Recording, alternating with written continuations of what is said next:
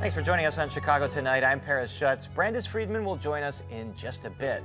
Here's what we're looking at. Access to abortion in this country, I think, remains to be seen. A year post-Dobbs, we're live from a Planned Parenthood in Waukegan. An ethics scandal as the Supreme Court releases its biggest decisions this week. And two LGBTQ plus pioneers on being the subjects of a documentary about an iconic gay bar in Chicago. Now to some of today's top stories. Some Southside Metro stations are set to get a facelift. Metro held a groundbreaking today on the renovation of the 79th Street Chatham, 87th Street Woodruff, and 103rd Street Rosemore stations on the Metro Electric line.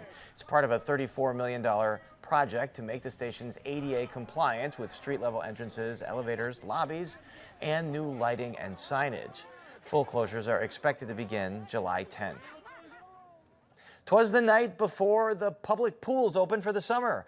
The Park District confirms they'll all open tomorrow with a few exceptions. Only about half of outdoor pools were opened last summer due to lifeguard and staffing shortages, but the district says 650 staff have been hired and completed the required training this year.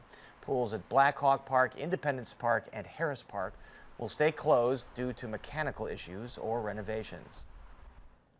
The Chicago Police Department recovered the body of an unidentified woman from Lake Michigan today off of Foster Beach, and that happened early this morning. The dive team was out there last night. They suspended the search at 8:30 p.m. and resumed it again this morning at 9.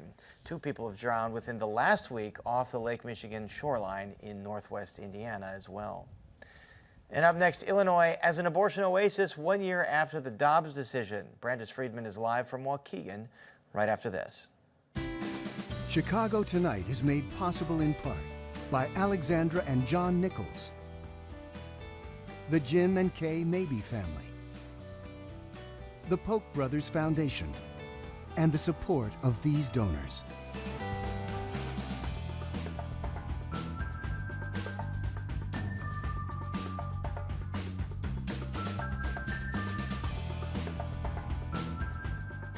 This Saturday marks 1 year since the Supreme Court's decision on Dobbs v. Jackson, women's health organization, which reversed the 50-year-old Roe v. Wade decision. Since then, many people have flocked to Illinois when in search of abortion access. As part of our Chicago Tonight in Your Neighborhood series, Brandis Friedman and producer Blair Paddock spent time in Waukegan to hear how a local clinic is faring with an influx of patients from other states. And Brandis joins us live now. Brandis. That's right, Paris. You know, in the last hour or so that we've been here at this Planned Parenthood facility in Waukegan, we've noticed a number of cars with out-of-state license plates come and go. This Planned Parenthood clinic, it opened in 2020, just before the pandemic and about 2 years before the Dobbs decision. Planned Parenthood of Illinois says at the time they anticipated that they would need to serve more patients from neighboring states if and when those neighboring states abortion should become legalized, illegalized after the Roe decision is overturned. And they were right. Post-Dobbs, patients have come to Illinois from neighboring states, but not just neighboring states. They've come from 34 states across the country, even as far as Florida. Every Tuesday morning for just a couple of hours. Pray for us sinners now and at the hour of our death. Amen. Hail Mary, full of grace. Anti-abortion activists stand across the street from a Planned Parenthood clinic in Waukegan, attempting to connect with the people coming to the clinic for abortion services. We're out here with a feeling of love in our hearts. We just want to give them better options than having to have their baby killed. Lake County Right to Life board member Dennis Rowan says one of those options is the Aid for Women Pregnancy Center just 2 blocks away. All kinds of different services that they can help them with to save their child, or at least give them some information as far as other options besides maybe even go with them. They might want to have their baby adopted. WTTW News was allowed inside this Planned Parenthood facility shortly before it opened to patients. An empty waiting room would eventually see more than 30 patients for the day for a variety of medical needs. And since the Dobbs decision, this clinic has seen more and more patients making the trek from Wisconsin. Dr. Kathy King is one of the Wisconsin-based providers who also makes the trip to meet the increased demand.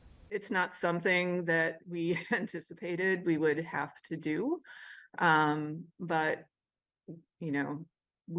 all of our staff are immensely committed to this work.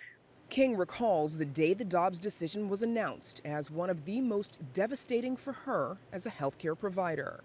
We were only able to provide care to 4 of those 70 patients. And just having someone literally checking in at the waiting desk and telling them that we couldn't provide the health care that they were seeking that day was just horrible. She spoke with us from a patient recovery room at the Planned Parenthood in Milwaukee. A year ago to this date, this room would have been full with patients. And so now it's very eerily quiet. Planned Parenthood of Illinois says in the last year, nearly 25% of patients at locations across the state have come from other states, up from just 7% before the decision. In Waukegan, that's 57% of our abortion patients are from out of state. The group also says patients are arriving at a higher gestational age. As a result, abortions past 16 weeks pregnancy now account for 13% of all procedural abortions, compared to 8% pre-Dobbs. Those patients who are coming from out of state need time. They need time to figure out where to go. They need time to figure out how to get funds to get here. They need time to figure out childcare, transportation. It takes time to get those things. And this all costs money. PPIL says not only do more patients need help with paying for the trip or the procedure, they need more money. Before the Dobbs decision, we were finding that patients needed about $200, $250 in support on average to get to us for care, and now they need almost $500. And so not only has the amount doubled, the number of patients have doubled. In response, PPIL has quadrupled its number of patient navigators, given away more than $1.5 million in aid, and added a second day of abortion procedures in clinic. And they're like, "You are my hero." And I'm like, "No, you are the hero of your own story. You have overcome so much that you shouldn't have to overcome." And in Wisconsin, a lawsuit against the state's 174-year-old ban on abortion is making its way through the courts there. It is ultimately expected to land in front of the state Supreme Court, and it's important to note that that court will flip from conservative to liberal in August, that's when a newly elected judge takes the bench. And Paris, coming up in just a bit, we'll have a conversation with Waukegan's mayor about a few things. Back to you. All right, Brandis, thanks very much. We'll look forward to that. Concerns over ethics surface again at the U.S. Supreme Court just as the country awaits some of the biggest decisions of this current term. Those decisions could answer questions like, will affirmative action in college admissions be allowed? And will the Biden administration be able to wipe out more than $400 billion in student loan debt? Here to talk about all of that and much more are Caroline Lindsay, who clerked for Justice Clarence Thomas and is now a lawyer at Hilgers Graben; David Franklin, who clerked for Justice Ruth Bader Ginsburg and is now a constitutional law professor at DePaul University College of Law; and Linda Coberly, who clerked for Justice Breyer and chairs the appellate and critical motions practice at Winston & Strawn, that small little law firm here in Chicago. Welcome all of you here to Chicago tonight. So let's start with the ethics issues. David Franklin, the reports keep coming. First with Justice Thomas, now with Justice Alito, that they accepted these luxurious trips from people that had interest before the court. What are the red flags that you see with this latest Alito reporting? I think big picture, the court, the justices are aware that they don't have the tools that the other branches have. They don't have the power of the purse. They don't have their own police force. And so the court's authority, and ultimately its legitimacy, depends on the public believing that the justices are on the up and up, that what they're doing is just and fair, even if people don't agree with particular decisions. And when you have these stories coming out that indicate that the justices believe the rules don't apply to them. Federal employees can't even accept gifts of more than $50, and they have to disclose everything. But that's not what happened here. I think that's just going to contribute to a trend that's already there, which is diminishing public confidence in the court. In fact, there are a lot of polls that show that diminished confidence in the Supreme Court. Linda Coberly, U.S. Senator Dick Durbin says he's going to mark up legislation to enact some kind of ethics reform, claiming that Chief Justice John Roberts could do something on his own, but he's not doing. Is there something you think the Chief Justice could do to help this perception? Well, I think the Chief Justice has the respect of his colleagues. He has for a long time. That's one of the reasons why I think at least up until recently, he's been a very effective Chief Justice. And I think he could exert some informal pressure on his colleagues to do more in the way of disclosures. But to me, the biggest issue is actually not the specifics of any disclosure or of any recusal. It's more this general pattern that seems to be the case, that wealthy or well-funded individuals or organizations can and apparently do give expensive gifts to justices who share their ideology. And I think that does a lot to damage the Supreme Court and its credibility. Disclosure helps, but ultimately it's the problem that it even exists. And a lot of those folks that do back cases that come before the Supreme Court. Caroline, Lindsay, what do you think Chief Justice Roberts thinks about all of these stories coming out? I think the Chief Justice is probably primarily concerned with the public perception issue that Linda identified. He cares a lot about the court as an institution and understands that in order for it to serve its role in our constitutional democracy, it needs to have that legitimacy. But I think at the same time, the independence of the court is also very important to it as an institution. So I think he's probably caught between a rock and a hard place as far as accepting legislative oversight, legislative reform, congressional partisan meddling in the court's affairs, and on the other hand, this crisis that has been fueled primarily by the media and the way that they've covered these issues. Okay, let's move on to some of the cases. First, a case that has been decided, 5-4, Allen versus Milligan. Was it a surprise ruling here with 5-4? And this deals with gerrymandered maps in Alabama. The justices ruling that African-American residents were not proportionally represented by these maps. Yeah, so many court watchers were a little surprised. So this decision, Allen v. Milligan, concerned a challenge to the Alabama redistricting on the basis of vote dilution based on race. And it actually first came before the court last term in an emergency posture. The lower court had struck down the maps as a violation of federal law, and Alabama asked the court to stay that order so that they could use the maps in the next election. That was last fall, and the court actually went ahead and entered that stay. And so typically what we see in these emergency cases is if a court stays a lower court order, it's often taken as a signal that they're going to reverse that decision when they do take up the case on the merits. And of course here they didn't. It closely decided 5-4, but one notable, we don't know the vote exactly in the emergency posture, but one notable presumed flop, not really a flop, but Justice Kavanaugh wrote an opinion attendant to that order last term explaining his decision in favor of the stay, and then of course now joined the majority affirming the district court decision. And so people are surprised, but I would say if you've been paying attention to these types of election law cases over the last 5 years. A lot of nuance in the justice's position, not always just conservative, liberal on everything. Another case that could be decided very soon, affirmative action, a student for fair admissions versus Harvard, and then SFFA versus University of North Carolina. David, what's at stake here in this case? Well, Paris, under current law, race can be considered in university admissions, but only under limited circumstances and only when necessary to achieve student body diversity. What it looks like from the questions and oral argument in this case is that the court is going to declare that race is off the table. It just cannot be considered at all in the admissions process.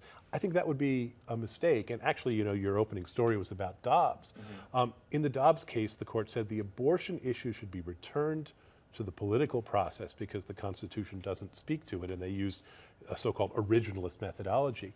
One of the most compelling things that I think the newest justice, Ketanji Brown Jackson, has done since she joined the court was to lay out in questions and oral argument the position that, look, if you take an originalist methodology here, it's clear that the people who enacted the 14th Amendment right after the Civil War also passed many race-conscious laws, including the Freedmen's Bureau Act and others.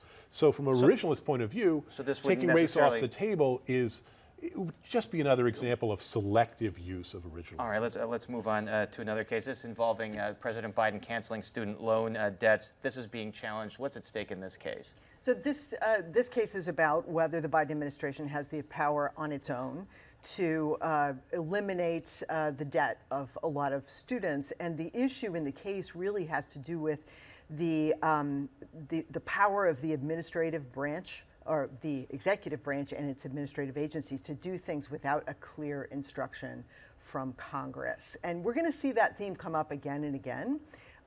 In this case, there's this idea called the major questions doctrine, which is basically that if it's important, it should be done by Congress.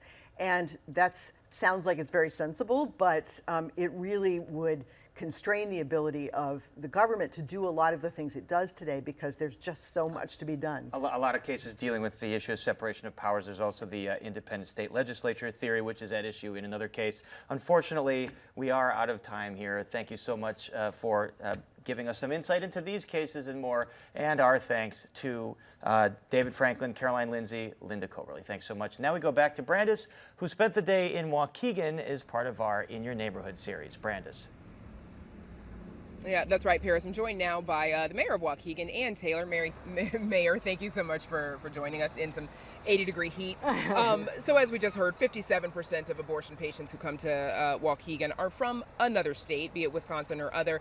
What's your reaction to your city and this facility being sort of a hub for abortion access? Well, frankly, Illinois is a pro-choice state. Always has been, I believe always will be. And so we're happy to provide medical services for a population that needs it. And, you know, all are welcome to come here for health care. But, you know, people come to the city of Waukegan for a variety of reasons. They come to enjoy our Genesee Theater, our gorgeous lakefront, our new casino. And, you know, again, we have a lot of things that people come to Waukegan for, but much needed medical services, absolutely. Okay, so one of the things that you're hoping folks might come to Waukegan for is the Bears. You recently joined the running, sending a letter to the Bears on Monday to put in a bid for the team to move here. You're the fourth municipality to enter the running. What's your pitch? Why should the Bears come to Waukegan? Well, I believe that Waukegan's a great city. It's, you know, the heart and soul of Lake County, where many of their players live and, you know, their coaches are from, and why should we not be part of the running? And so, you know, we'd love to sit down with them and see exactly what they're looking for. And we have many, many parcels of land that, you know, could be a potential for them. I think, you know, they're open to listening to many municipalities. Obviously, they haven't totally settled on one, or we would be there already.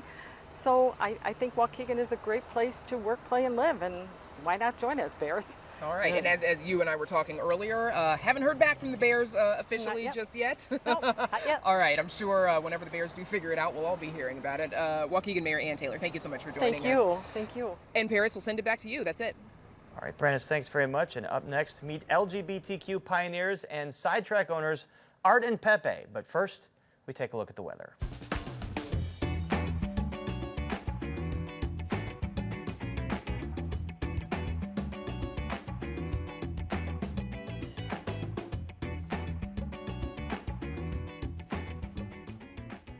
Chicago's Pride Parade is Sunday. If you've ever stopped by North Halsted before or after the festivities, or just about any time of the year, you've almost certainly seen the iconic gay bar Sidetrack.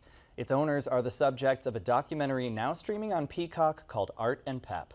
It shows Art Johnston and Pepe Peña's fight for LGBTQ+ rights and their love story all the way back to their budding romance. I slowly started moving in, you know, I'm bring a few records. I couldn't wait to get home from my classes to our apartment and run up those stairs. I could hear him. He always started normally, like coming up the stairs, and we were on the 3rd floor. By the time he got to the 2nd floor, he was moving a little faster. By the time he got to the 3rd floor, he was almost running. And joining us are Mercedes Kane, director of Art and Pep, as well as Sidetrack bar owners and LGBTQ+ rights activists Art Johnston and Pepe Peña. Thank you all for joining us. We appreciate you being here. Thanks for having us. You know, Pepe, you and Art first met at a bar. Several years later, you opened one of your own. When people think of a place like Sidetrack as just a bar, what are they missing there? Well, there's it's a community center in a way. We would always try to be active in the issues that affected our community. And that made us a little different than other bars. Also, that creates a little goodwill, and it was just the beginning of it never stopped after that. So there's always something to be involved in, I'm sure. Yeah, oh yes, Yeah. yes. Well, you know, Art, you were heavily involved, you both were in HIV/AIDS activism and getting Chicago's human rights ordinance passed. What role did a place like Sidetrack play in that activism? Well, it's been said that nothing important in the gay community happened that didn't start in a bar. We all know about the Stonewall riots in New York, which were the beginning of modern gay rights activism. And in those days, the only place gay people had to meet each other were bars. They were the only safe space for gay folks who were harassed at work, who were subjects of common arrest. We've all been arrested. That's the way it was if you were gay in the 70s. You were arrested at some point simply for being gay. So having a safe space to gather allowed that activism to take root. Indeed, and I think that even today, the bars continue to play that role, especially for folks in our community who are the most abused, which are the trans folks.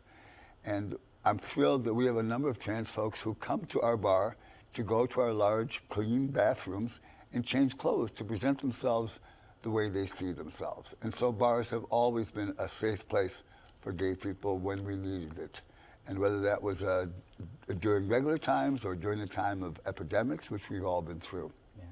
Mercedes, you spent several years making this movie. Even though these two have fairly public-facing lives, it sounds like it maybe took a little while to build up that trust. Yeah, you know, they are very involved in the Chicago community. They own, you know, this institution really on North Halsted. But I think that their public personas are very separate from their private lives. Their private lives really were very private. And when I approached them to make the film, it did take a little convincing. I think that they were a little apprehensive about showing that part of it. And, you know, this scene that you're seeing now where they're in their bedroom, it took about 18 months to build the trust to convince them to do that. But I felt very strongly that it was really important to show that side of their relationship, especially because I've never seen a love story about two men, 50-year love story anywhere on the screen before. So yeah, and certainly portrayed very evocatively in the film. You know, Pepe, you talk in the documentary about the relief of a negative HIV test in the 1980s, the difficulty of watching its toll. How do you work to keep the memory of those who aren't with us anymore alive? It's a process. It takes a long time. At first, you look at your Rolodex and you don't want to take the names out of the friends you lost. I mean, it's a constant reminder I have learned through the years that I'm to the point that I feel like we should remember them. We should never forget their names. We should never forget them. And we should smile when we think about them and all the good moments and the great moments we had together. You know, that was a gift. Yeah. It should have lasted longer, but it didn't. One of the gifts for me of this film was looking back at archival footage of friends who are gone, employees who are gone, and I was one of those folks who didn't want to think about it because it was so painful. This film taught me, and he taught me, the importance of talking about our friends who are no longer here, remembering them by looking at photographs, which I used to avoid. And with this film, it really has taught us once again how important it is to remember our friends. Yeah, speaking their names. You know, Mercedes, you mentioned how obviously involved they are in the Chicago community. You spend a lot of time, you know, doing research, speaking with many other folks. How do you see the fight for queer rights, you know, this Chicago story as being somehow different maybe from the ones on the coast that we hear a lot about, New York, LA, San Francisco? yeah, you know, I think one of the main reasons that we really wanted to tell this story is because the story of LGBTQ history and activism and rights really is so often told on the coasts. And I feel like Chicago's story is unique in so many different ways. You know, just the kind of scrappy way that they went about fighting for these rights and, you know, involving nuns who, you know, convinced aldermen to vote for the Human Rights Ordinance. And, I just felt like it was time Chicago got its due, and it was a really important contributor to the larger fight. Yeah, we're coming up on the end of our time. We've got about 30 seconds left, but we're here in June. What does Pride Month mean to you? Well, it's this great duality. It is on the one hand a celebration of how far we've come. When we started this work, you would be fired simply for being gay. However, also this month, we're seeing attacks on our community across the country. But I'm convinced that if we have to fight these fights again, we will fight them again, we will win them again, because we are on the right side of history. All right, well, that's where we'll have to leave it. Thank you all for joining us. Mercedes Kane, Art Johnston, and Pepe Pena. Thank you. And the documentary Art and Pep is now streaming on Peacock. Paris, back to you. Thanks, Nick. I'll have to make sure to catch that documentary. And that is our show for this Thursday night. For Brandis Friedman and all of us here at Chicago Tonight, I'm Paris Schutz. Thank you for watching and enjoy this wonderful evening.